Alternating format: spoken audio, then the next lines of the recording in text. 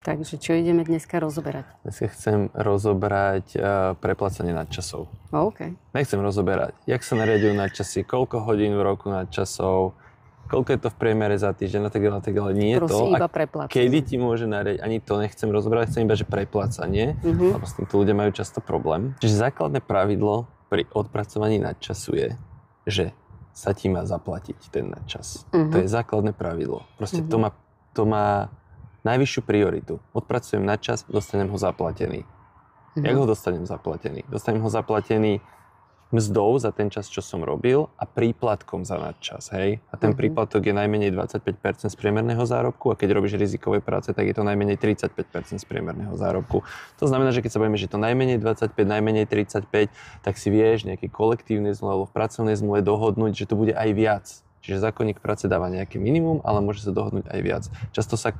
Častokrát sa to tak aj diferencuje, že napríklad, že do určitého počtu hodín je to 25%, nad určitý počet to môže byť viac, alebo keď sú to nadčasy v čase tvojho voľna, alebo v soboty, v nedele, tak je to väčší príplatok a tak ďalej, že ty to môžeš keďak diferencovať, alebo si povedať, že na tie nariadené hodiny je to 25, na tie dobrovoľné to bude 35 a tak ďalej, alebo viac. Čiže nariadené a dobrovoľné ešte si teda povedzme? No, to je to, čo som nechcel riešiť v tomto videu, ale poviem to teda, že zamestnávateľ ti môže nariadiť maximálne 150 hodín nadčasov v roku a na ďalších 250 hodinách sa s tebou môže iba dohodnúť, čiže je to iba s tvojím súhlasom. Áno, dobre, čiže keď odrobíš nadčas, máš ho mať zaplatený.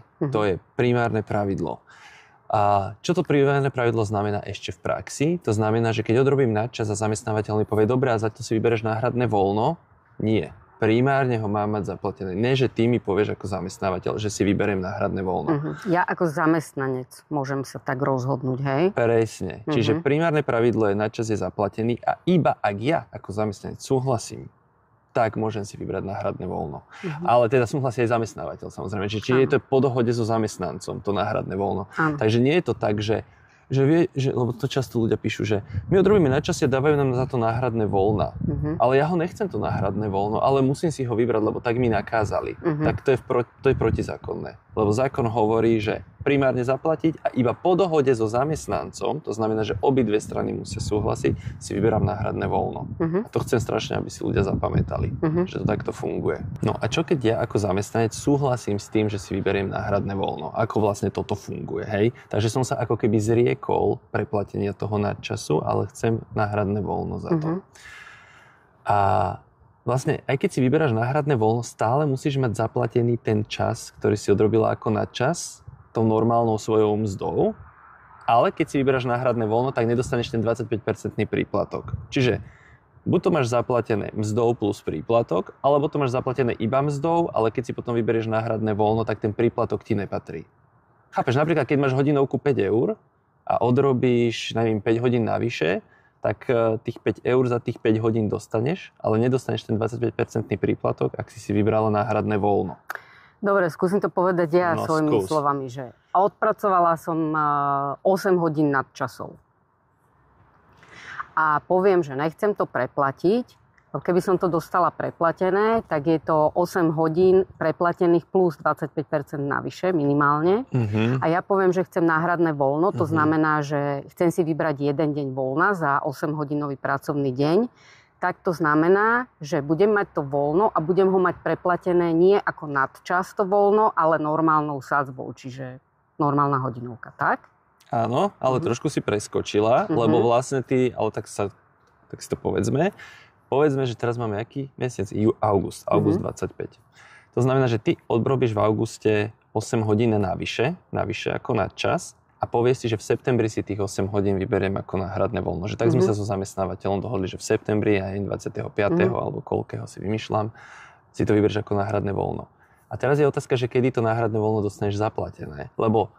Respektíve ten nadčas. Lebo ty by si ho primárne mala dostať zaplatený za august. Ty si 8 hodín odrobila navyše v auguste, tak tých 8 hodín dostaneš za augustovú výplatu v septembrovej výplatnej páske zaplatených. Ale zase môžeš sa dohodnúť so zamestnávateľom, že keď si budeš vyberať to náhradné voľno, že potom sa ti tam mzda zúčtuješ počas náhradného voľna, aby ti vlastne neklesla mzda v septembri, keď si vyberieš náhradné voľno. Lebo keď odrobíš nadčas teraz v auguste, dostaneš väčšiu výplatu za august, pretože nadčas bol urobený teraz. Hej. A keď si vyberieš náhradné voľno v septembri, tak to náhradné voľno vlastne nedostávaš zaplatené a tým pádom ti trošku klesne výplata. Takže sa vieš dohodnúť, že tá mzda z augusta sa ti presunie na to náhradné voľno, aby ti neklesala mzda. To znamená, že za august ju neuvidíš vo výplatnej páske, ale za september, v oktobri to náhradné voľno budeš mať zaplatené, ako keby si ho odpracovala. Hej? A na tom sa tiež treba dohodnúť. A teraz ale, jak fungujú tie dohody na náhradnom voľne?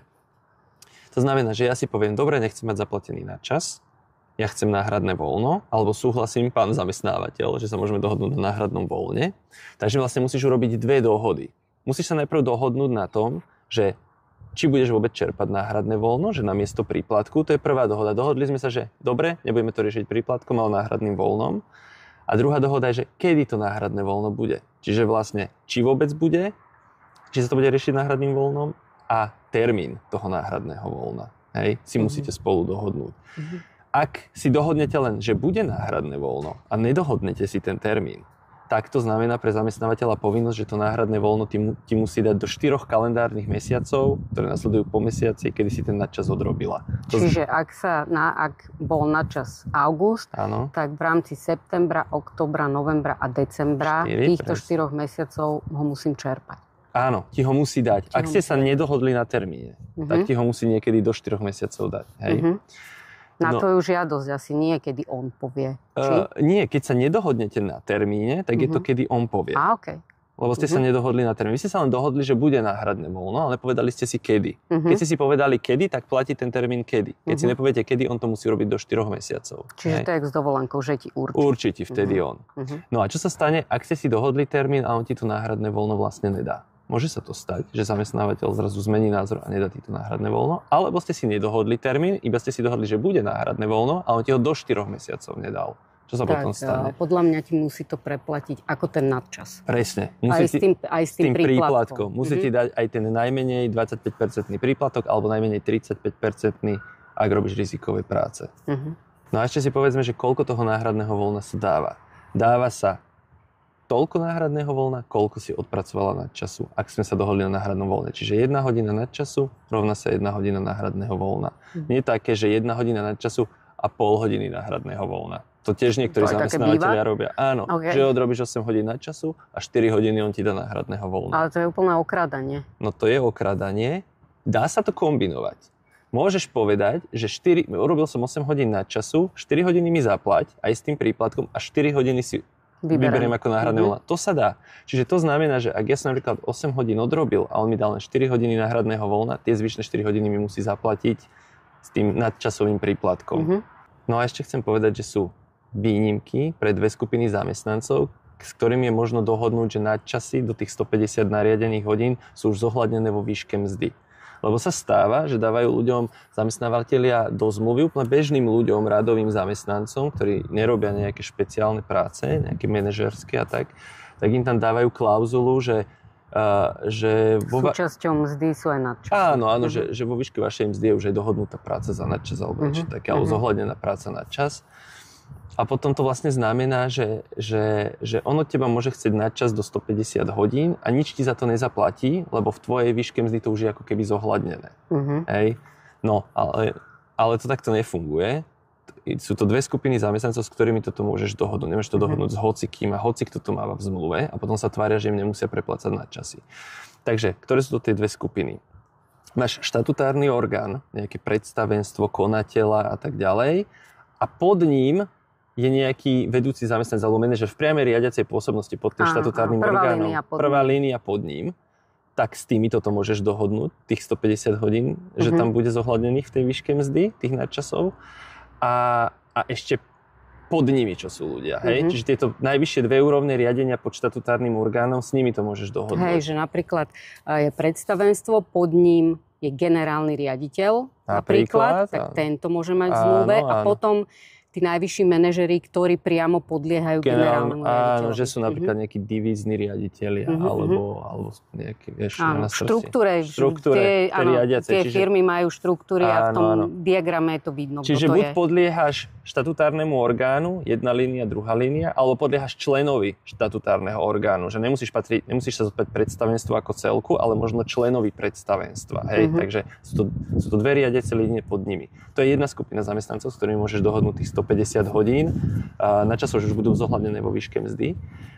A potom máš druhú skupinu zamestnancov, a to sú zamestnanci, ktorí robia koncepčné, systémové, tvorivé práce alebo riadia, koordinujú, organizujú akože zložité procesy. Takže to sú takí projektoví manažéri alebo manažéri, ktorí naozaj nie je nejaký team leader, ktorý riadi nejaký mini tým a neriadi zložité procesy, ale niekto, kto riadi naozaj zložité procesy. Lebo tam sa tak predpokladá, že ten človek to manažuje, drivuje, on nemá úplne pevne stanovený pracovný čas v takom duchu, že ja len od vtedy do vtedy on dvíha telefóny hoci kedy, chodí po meetingoch a tak ďalej. Aj sa očakáva, že nad tým rozmýšľa neustále. Až nad tým rozmýšľa neustále, že proste vyrieši veci, tak tam sa ráta, že s ním to môžeme už dohodnúť v tej mzde. A čo to vlastne ale znamená v praxi? V praxi to znamená, že tá mzda musí to naozaj zohľadniť, čiže musí byť navýšená. Ak by tam bol porovnateľný zamestnanec, ktorý robí porovnateľné veci a nemá zohľadnené tie nadčasy v tej mzde, tak ten, čo to tam má dohodnuté, musí mať tú mzdu reálne vyššiu. Čiže tá výška mzdy tomu musí aj zodpovedať nejako.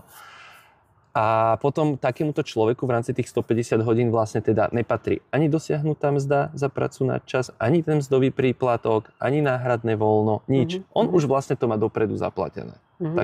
Takto to treba vnímať. Ale to neznamená, že mu neevidujeme tú prácu na čas. My mu ju evidujeme, lebo proste my musíme, lebo to sa aj zo zákona musí sa všetok pracovný čas vrátane na časov evidovať a zároveň ty to potrebuješ sledovať, aby keď presiahne tých 150 hodín, tak potom už pre neho platí ten nový limit 250 hodín iba po dohode s ním. Takže tak. No. A po dohode s ním to znamená, že stále platí, že to má v tej mzde? Nie. Potom už nie. Už nad limit 150 hodín, už to dostáva aj preplatené, aj s príplatkom, prípadne po dohode náhradné voľno. A už ide v tom normálnom režime. Čiže zosumarizujeme si to, na čas má byť primárne zaplatený, najmenej 25%, najmenej 35%, ak ide o rizikové práce. Môžem sa dohodnúť na náhradnom voľne, ale to iba s môjim súhlasom, a respektíve aj so súhlasom zamestnávateľa, so súhlasom nás oboch. A vtedy to náhradné voľno je jednak jednej a dostávame ho v termíne, ktorý sme si dohodli, alebo aspoň najneskôr do 4 mesiacov a to už určí od mesiaca, kedy sme to odpracovali. Áno, a to už určuje zamestnávateľ. Takže takto je to s preplacením na časov. A je posledná vec. Zamestnanci, ktorí pracujú vo verejnom záujme, že vo verejnej správe, tak tí majú inak nastavené tie príplatky. Oni to majú štedrejšie. Myslím, že tam je 30%, 60% v závislosti, že kedy robia. Čiže toto sa vyslovene týka iba zamestnancov, ktorí pracujú v súkromnej sfére.